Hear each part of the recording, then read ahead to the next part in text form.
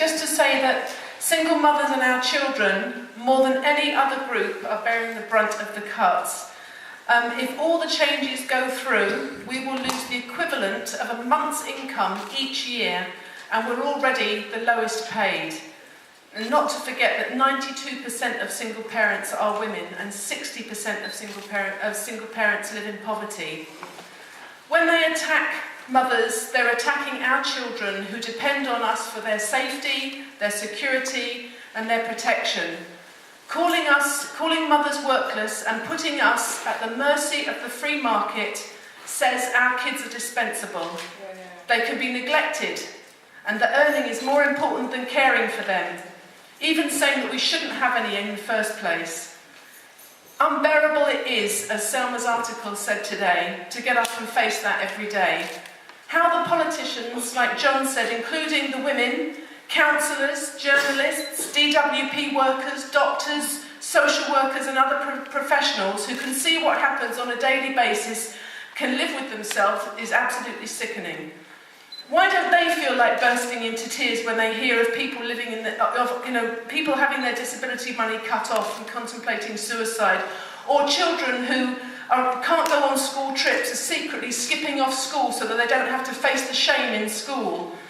Or mothers who've got no time to spend with them because they're working round the clock, to keep a roof over their head.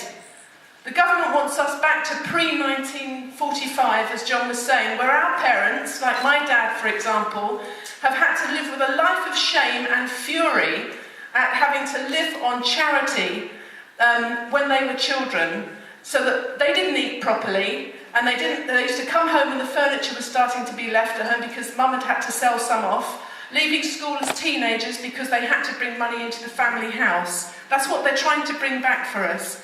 And now again, children are stealing food or just going without food.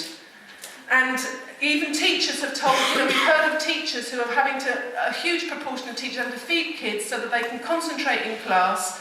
And also even some police forces have had to give out food vouchers to children who are stealing food, milk, bread, whatever, because they haven't got food to eat at home.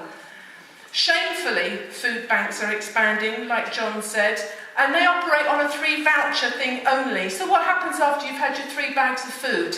And the DWP are sending people to those food banks. Shame. They're cutting us off and sanctioning us and sending us down to those food banks. I mean, how despicable and disgraceful. They should be doing something about that. And many people, a lot of mums would rather, are out there, having to do crimes of poverty so that we can stop our children having to go into care, which are you'll see in some time, we're fighting it like hell, but many children are being picked up and sent to care. And some professionals, they want our kids at their mercy as well. They want to fill the adoption and fostering targets. They want to get their bonuses, they want to improve their careers, and they don't care about the abuse in those children's homes and the kind of abuse that's bursting out all over the place now that we're hearing in the news. But we do know that there are social workers, and we're really glad that people are here today. Nushra's here and is going to be speaking as well, who are fighting, and there are people who are fighting to have a caring society with the rest of us, and we do really want to come together against this cruelty and heartlessness. And so using the petition, we hope to really be able to find ways to use this petition, get things out, take our testimonies, use it to kind of win the caring society that we definitely want.